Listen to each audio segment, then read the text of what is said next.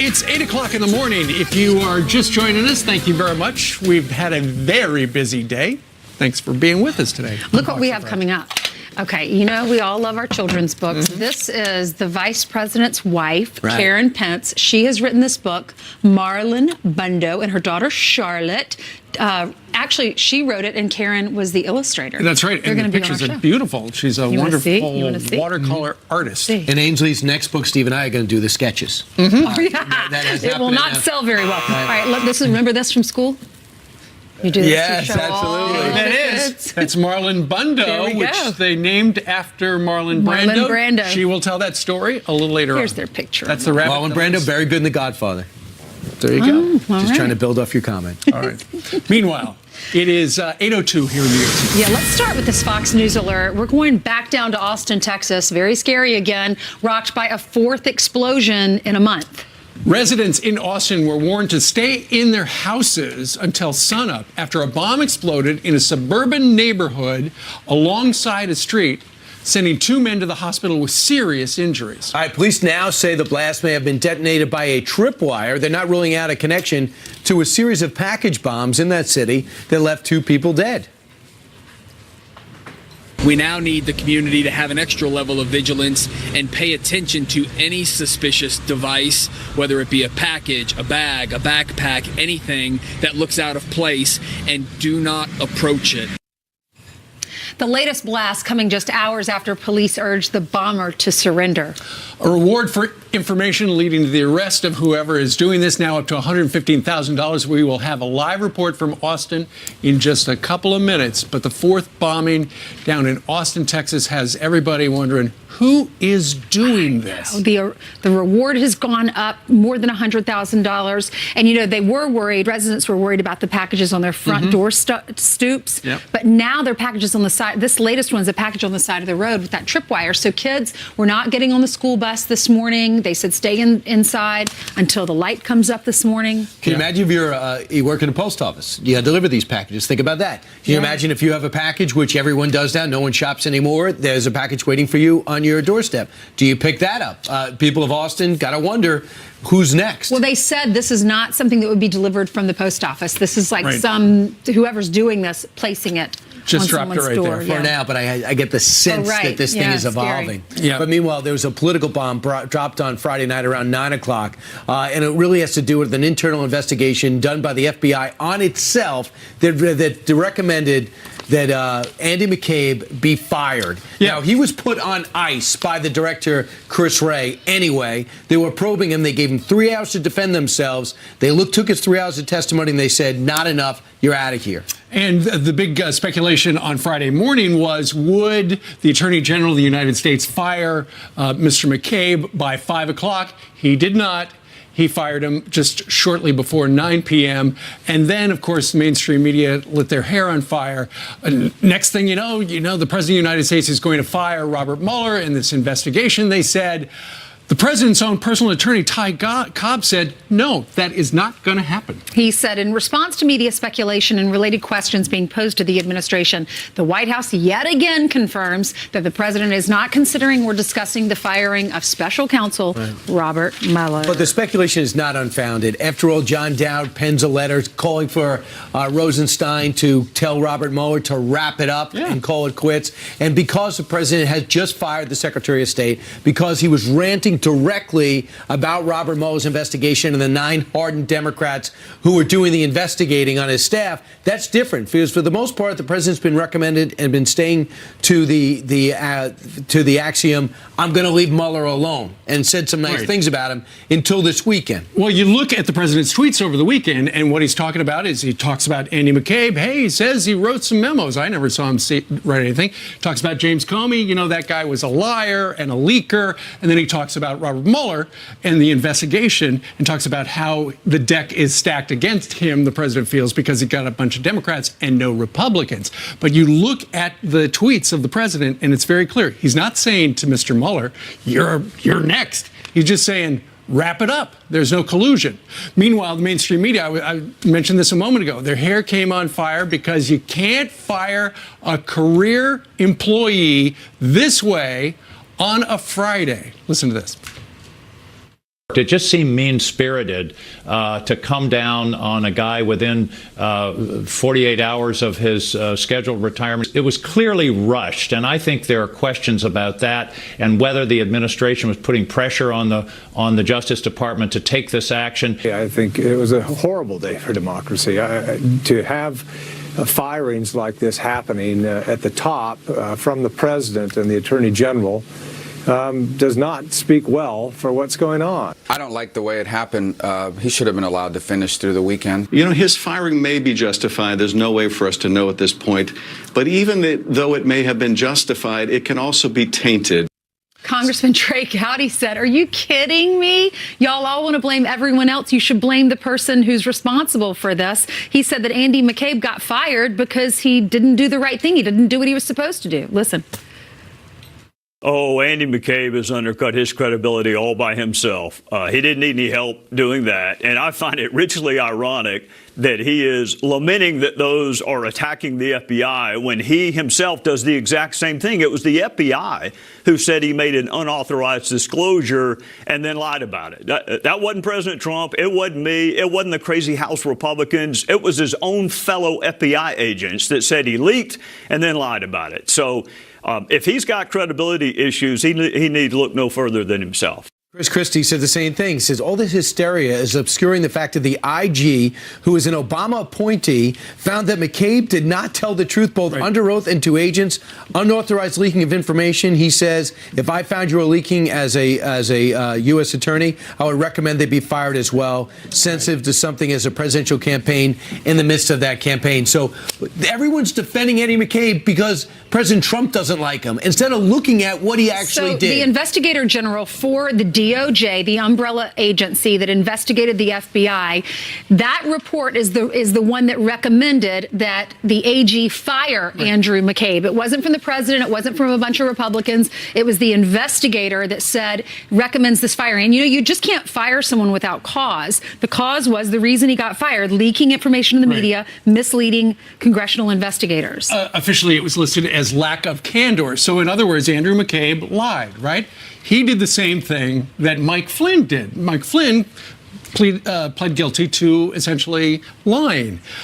I got an email from somebody down in Washington and said, where is the concern about Mike Flynn?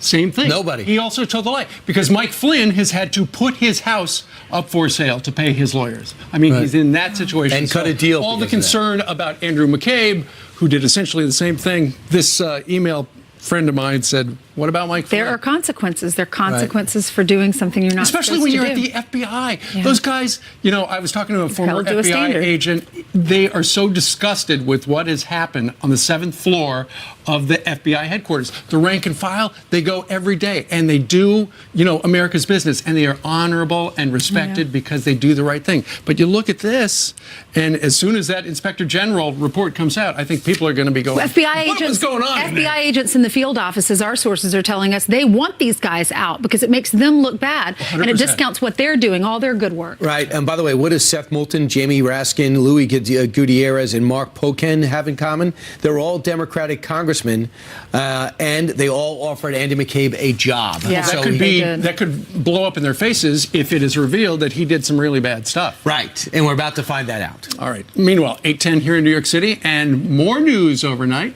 That's right. Good morning. Let's get you caught up on some of your other headlines, starting with this new overnight. Vice President Mike Pence standing hand over heart, honoring 2 fallen heroes. The soldiers, part of a dignified transfer at Delaware's Dover Air Force Base. Master Sergeant Christopher Raguso and Captain Christopher Zanetis are the first to be transported to their families in the U.S. They, along with 5 other servicemen, died after their helicopter crashed during a mission in Iraq last week. Dozens of people rushed to the hospital when a tractor trailer loses its load, causing a 20-car pileup. Look at that video. This is from overnight. The incredible pictures of the smashed up cars from Germantown, Maryland, outside Washington, D.C. It's unclear why the tractor trailer spilled stones and gravel on the highway. One person is seriously hurt. The crash closing the highway and causing major delays. Wow. President Trump taking the fight against opioids to New Hampshire today. He's unveiling a plan to stop the crisis dead in its tracks. Earlier, Secretary of Health and Human Services Alex Azar defended the president's death penalty proposal for some drug dealers. If you're involved in the distribution of illicit drugs, or if you are improperly using, selling, distributing even legal opioids, there should be serious penalties attached and serious enforcement attached to all of that. The White House wants to slash opioid prescriptions by 1/3 over 3 years. A hero FDNY firefighter who saved hundreds of people on September 11th has died. Thomas Phelan was working as a New York ferry captain when the Twin Towers were hit and used his boat to bring people to safety. 2 years later, he joined the FDNY and later became a Marine pilot. The 45-year-old died Friday from cancer believed to be linked to the toxic fumes around Ground Zero. He will be laid to rest tomorrow. Let's look at your headlines. Very sad news. Yeah. It is indeed. Yep. I remember. Thank you, Jillian. Yeah. All right. Thanks, Jillian. Well, the media says changes at the State Department are causing diplomatic chaos. I don't know if our institutions can handle what Trump is doing. He wants to have people around him who agree with him, who see the world the way he does. Former UN Ambassador John Bolton says that is absurd, and he's going to join us next. I hope he has more to say because I gave him 4 minutes. President Trump isn't doing this for theater. He's going to solve a problem. And so the location of the meeting will determine the exact timing of the meeting. The president and the team will figure out. But what's most important is what's discussed. And what has been discussed so far, CIA Director Mike Pompeo, President Trump's new pick for Secretary of State, is reportedly taking the lead in planning Mr. Trump's conversations with North Korea. You know, we're getting analysis now from former ambassador to the United Nations who had to deal with this problem when he was in office, John Bolton. Ambassador, this has to be set up. We have not gotten a formal response from North Korea yet. And one of the reasons by South Korea says is because the answer came so quick, it caught him by surprise. Do you agree with that? Well, I think it's possible. I also think we don't really know what North Korea said. I mean, they have not made any public statements since the president accepted the offer. It's all been through South Korea. So I think perhaps one of the reasons that the intelligence side of the House has been involved in the preparation for the meeting is that we need to get a straight answer from North Korea exactly what they had in mind. Sure. You know, Ambassador, traditionally the way this stuff works, if two leaders are going to get together, lower members of staff at state work out all the details, and then it goes up and up and up. But it sounds like Mike Pompeo, as CIA director, has been somehow involved in all this all along, and that's something new.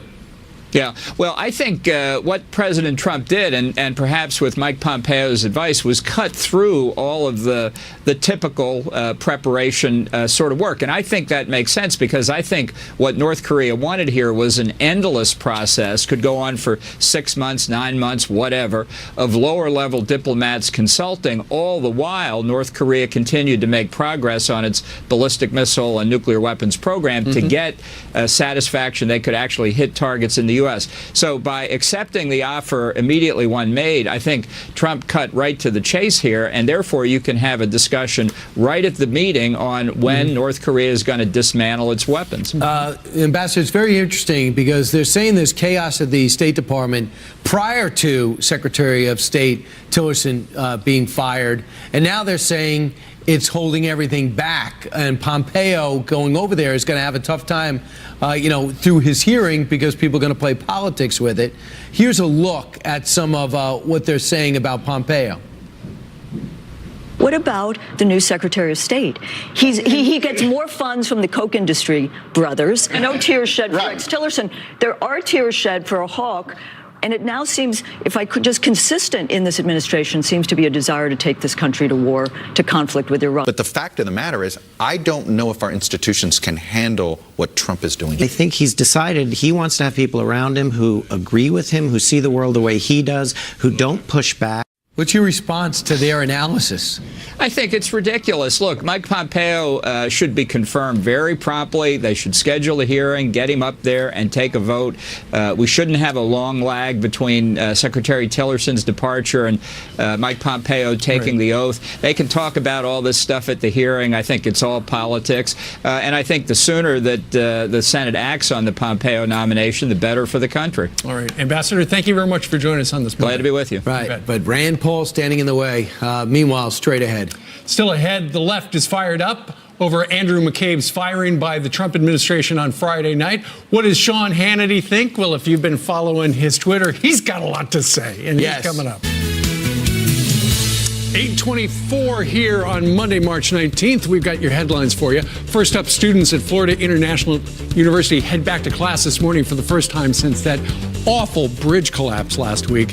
The school will hold a moment of silence at 1:47 this afternoon, the exact time of Thursday's incident there in the Miami area. And we know all the identities of the 6 people in the collapse, including a father and an FIU student. And AT&T squares off with the DOJ in court in D.C. today in a case that could change the way you watch TV. The company is trying to buy Time Warner for $85 billion. AT&T argues the deal needs to happen in order to compete with Google and Amazon. The feds say consumers will end up paying more for their favorite television channels. We'll see. All right, Ainsley, over to you. Thank you, Steve. Actor Jim Carrey taking time away from Hollywood to devote himself to political art. His latest work, a garish portrait of White House Press Secretary Sarah Sanders. The message that he tweeted called her a so-called Christian whose only purpose in life is to lie for the wicked. Monstrous, he says. Here to discuss is Director of Urban Engagement for Turning Point USA, Candace Owens. Candace, great to see you. Thanks for being with us. Thank you for having me. You're welcome. So what was your reaction to this? I mean, look, it's the typical double standard that we see on the left. What I'm so impressed with is just how quickly the double standard seems to take place. It was, 48 hours ago that Connor Lamb was saying that any and all comments made against Nancy Pelosi were sexist, but I'm not holding my breath for him to say the exact same thing about our press secretary, Sarah Sanders. Yeah, you're right. There is a double standard there. And don't they preach and march and protest and have women's marches and they say tolerance, tolerance, tolerance? Where's the tolerance here? There absolutely is no tolerance. They're completely hypocritical in every single regard. We see this time and time again. But fortunately, conservatives, they just don't view themselves as victims. So I don't think Sarah Sanders is going to respond to this. It's over and over again that they attack her, and she's been absolutely resilient against every attack. Her dad was a minister before he became governor, and Jim Carrey is attacking her faith, too. He says this is a portrait of a so-called Christian. What's your reaction to that? It's ugly, and you're right. It's not Christian-like whatsoever. But like I said, we've seen this from the beginning. It's not going to stop. And I think it's a moment for us as conservatives to just look better, to take the upper hand and to say, you know what, you can keep leveling these attacks against us, but we're not going to respond to it with the exact same ugliness because we have more to offer, more education, better comments. We can argue with logic. We don't need to argue with ad hominem attacks all the time. Jim Carrey, there was a Valentine's Day painting that he posted, and it said it was a bouquet of flowers, and on his website it says, this painting offers an expression of love and appreciation to womankind and the signal of welcome to all sacred feminine tenderness. So apparently he's celebrating women unless you're conservative? That's exactly right. And that is exactly what modern feminism seems to be today, is that they celebrate women, but only if women think exactly like they do. And that's, again, always what we see on the left. You have to subscribe to exactly what they think or else you will get attacked. So, again, hypocrisy is thy name. Well, I know you grew up in a family of Democrats. You were a Democrat yourself until about a year ago. What is your message for the left that feels the way that Jim Carrey feels? And, I just want to let them know that they can just argue our points. They can argue with logic. They don't constantly have to be attacking the way we look. Just because they don't like this president or his administration doesn't mean that Sarah Sanders is deserving of that. And I want them to know that America as a whole is tired of this culture of victimhood. It really is enough. And at the end of the day, this is crass, lowbrow behavior, and they can be better than this. Yeah, it's just angry and nasty. Thanks so much, Candace, for weighing in on this. Great to see you on this Monday. We'll see you soon. Great seeing you as well. Thank you for having me. You're welcome. Normally, you only see him on prime time, but he is up extra early for you, the one and only Sean Hannity, and he joins us next. You're not going to want to miss his opinions. Let's see, 12 hours and 28 minutes from right now, and he joins us right now. Sean? Wow, you got me up early. Mighty nice. You're a morning guy. You're lying to us. You look ready to go. I go to sleep probably about the time that you guys wake up. What time do you wake up in the morning? In the 3 o'clock hour. Okay, I go to sleep about that time. Well, fantastic. Well, we're glad we could spend this time together. I know on Friday night you were talking about the breaking news during your show. Andrew McCabe was fired, not by the president, but by the attorney general at the suggestion of their ethics department, which essentially said he was a leaker and a liar. So what do you make of all this? Well, they also said that he was dishonest. If I had to expect, you're going to see criminal charges against Andrew McCabe, and I would also argue that it's going to go a lot deeper. Look, we have spent as a country almost a year looking into Trump, Russia, collusion. Some people have now even looked into that longer. We saw that Devin Nunes' committee, the House Intel Committee, said no evidence of collusion. Adam Schiff admitted, well, it's out there in the public arena because there really wasn't evidence of collusion. We do have, sadly, at the upper levels of the FBI and Department of Justice, serious issues, crimes that really need to be investigated. Not the least of which, James Comey very arrogantly this weekend, he tweeted out, soon the American people will see from me, Mr. President, and they'll get to decide. But James Comey is going to have to answer a lot of questions about why he told in January of 2017 to Donald Trump at Trump Tower that the Clinton bought and paid for Russian dossier was salacious and unverified, but yet 3 months earlier, the bulk of that dossier was used to in an application for a FISA warrant to spy on the Trump campaign. He's going to have to answer, important questions. Okay, did Hillary break the law? We know if you mishandle, destroy classified information as it relates to the email server, these are really big crimes. 18 U.S.C. 793. Hillary not only put it on a mom and pop shop bathroom server in a closet, but we also know that Hillary, then deleted subpoenaed emails, 33,000. Then she acid washed the hard drives, and then she used a hammer to break up the devices that these emails were on, and they're all crimes. And the question is, why didn't James Comey indict her? Sean, here's the thing. James Comey's under the impression that he's going to be hailed a conquering hero when his book comes out in the middle of April. He is actually going to open himself up to a world of hurt, perhaps, judging by what he says, because it can't all be true. There's a lot of things that he's now got Andy McCabe against him on certain things. And when he comes out on the 17th, that's going to open up, that's going to aid a lot of investigations, I imagine, or you can just move it to the fiction area and avoid a lot of problems. Brian, I don't think you could be any more right. He's got one other problem that he's coming up against, and that's going to be the release of the Inspector General report. And this has gone on for almost a year. We're really of the belief that the reason that the Attorney General Sessions fired McCabe, again, McCabe has very odd relationships in all of this. You got the two FBI lovebirds. You've got Peter Strzok and Lisa Page. You've got them talking about an insurance policy with Andy. Andy would be probably Andy McCabe. Andrew McCabe has political conflicts that very few people in the media talked about. $700,000 that he was getting from Terry McAuliffe and Democrats for a Senate race she was running in the state of Virginia. That's McCabe's wife. And, but James Comey, to your point, Brian, is probably going to be up against an IG report that is contradicting the things that he's put in the book. If I was his lawyer, I'd say you do have the right to remain silent. Why is it that they do all of this? McCabe did all of that, and then he says he's innocent. He should get that $1 million pension. Hillary Clinton said that she should have won the election. Meanwhile, she's lying to all of us about the server and destroying her phones. And yet, Yet they're blaming Republicans for their wrongdoings. They're the ones that put themselves in this mess. Right. Ainsley, the only way I can characterize this, it is the biggest abuse of power in the history of this country. You know, for James Comey, when you have so many crimes that Hillary committed, just think about this. If Brian, Steve, Ainsley, any of you, if you were trying to prevent congressional oversight and you broke the law and you put a server that we now know was hacked by at least 5 or 6 outside foreign entities, if you put it outside of where it's supposed to be, you mishandle it with classified top secret and special access program information, those emails get subpoenaed. You don't have the right to delete 33,000 of them at that point, and if any of you did, you'd be arrested. If you then acid wash your hard drive with bleach bit, that's also obstruction. If you break them up, your devices, just to make sure that's a crime.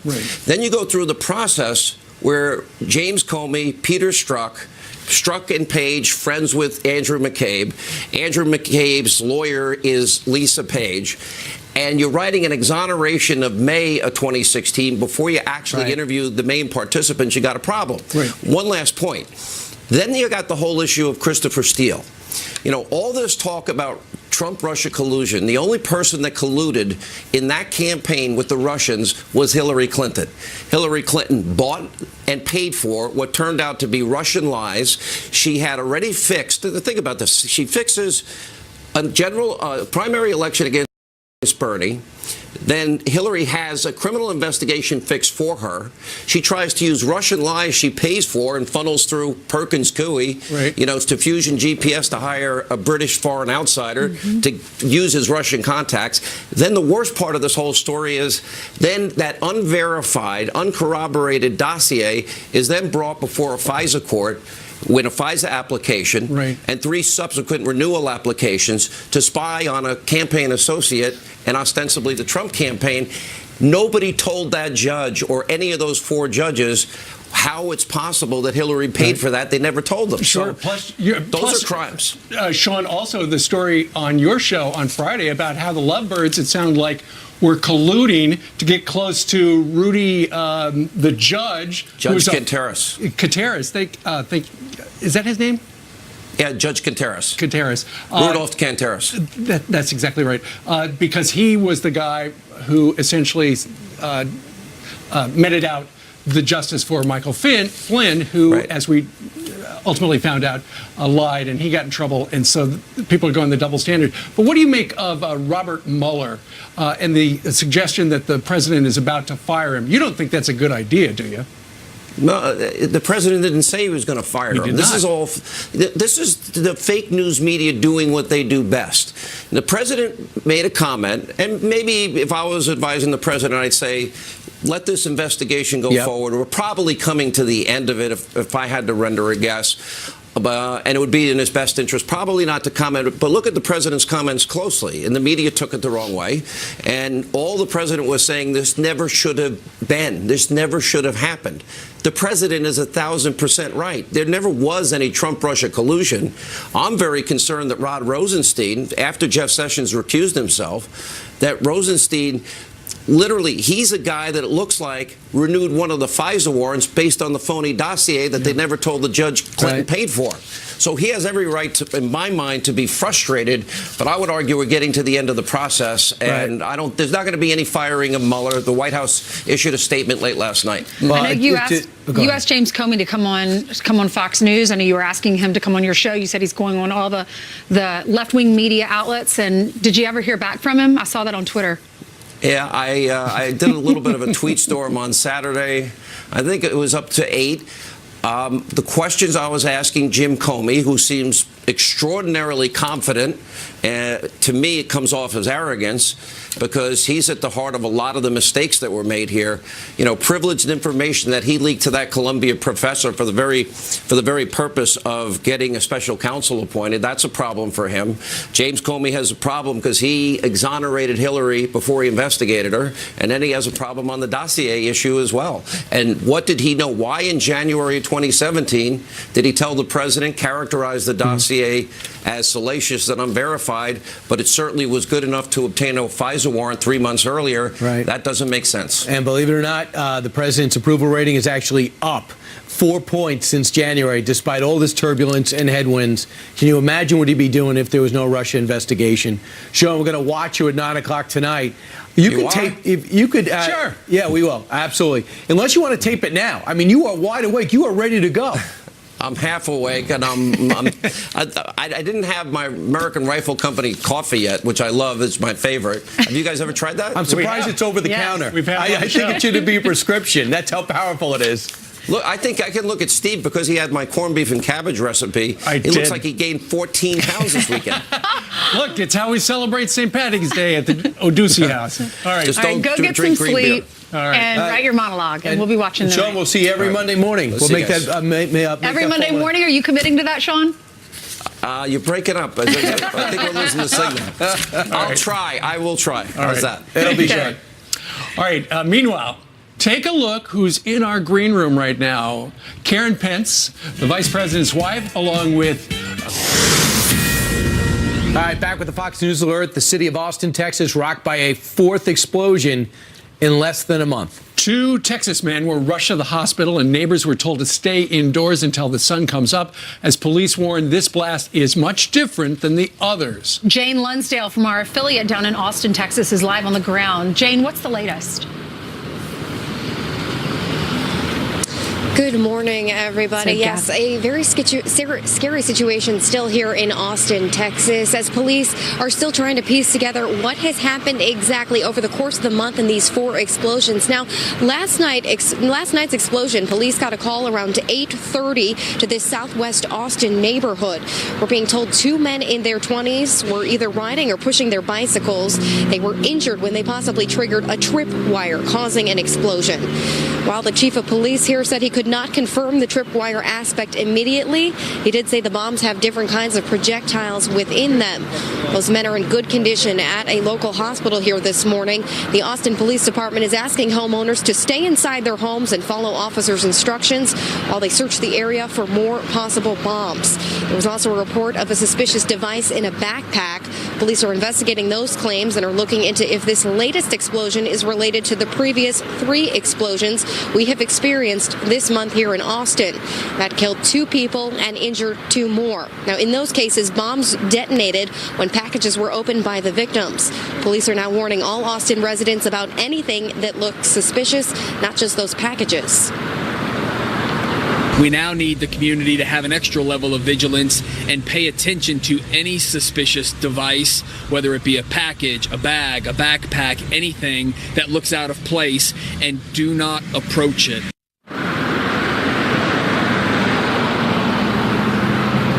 And Austin police were able to give an update yesterday. They have increased the reward for any information that leads to an arrest of a suspect or suspects. That reward has now went up to $100,000. That's in addition to Governor Greg Abbott's offering of $15,000. Back to you now in the studio. All right, Jane, we thank you very much for the live report from Austin, Texas. Thank you. If it is the same person, they've changed tactics. That's the problem. I hope they catch that person. All right, coming up, Second Lady Karen Pence, her daughter Charlotte, and the family's pet rabbit, Marlon Bundo, are here, and they're going to join us right here on the Curvy Couch to show us their new book. But first, I want to brag a little bit. Sandra Smith is going to be on our show right now to tell us what's coming up on their show over the next 2 hours. Are you very confused? I'm very confused. Good morning. Hey, Ainsley. Hey, Brian. Notice anything different? Yeah. We're in I beautiful like your studio. hair. No, she's in the newsroom. Haircut, that's old story. We're in the newsroom, Ainsley. Yeah. Oh, got it. We're up here for a couple months, though, guys. Should be a good time, but we've got a lot of news to get to this morning. A city on edge, 2 people injured in another package explosion in Austin, Texas. The 4th explosion there in just 3 weeks. We're waiting on an update from authorities. Meantime, in Washington, President Trump says he's not considering firing Robert Mueller after directly attacking the special counsel in a series of tweets over the weekend. We're going to get an update from the White House in just moments. And Sweet 16, it is set. I'm sure Bill has something to say about that. Join Bill and me from Studio N in our lovely new newsroom in just a few moments. America's Newsroom.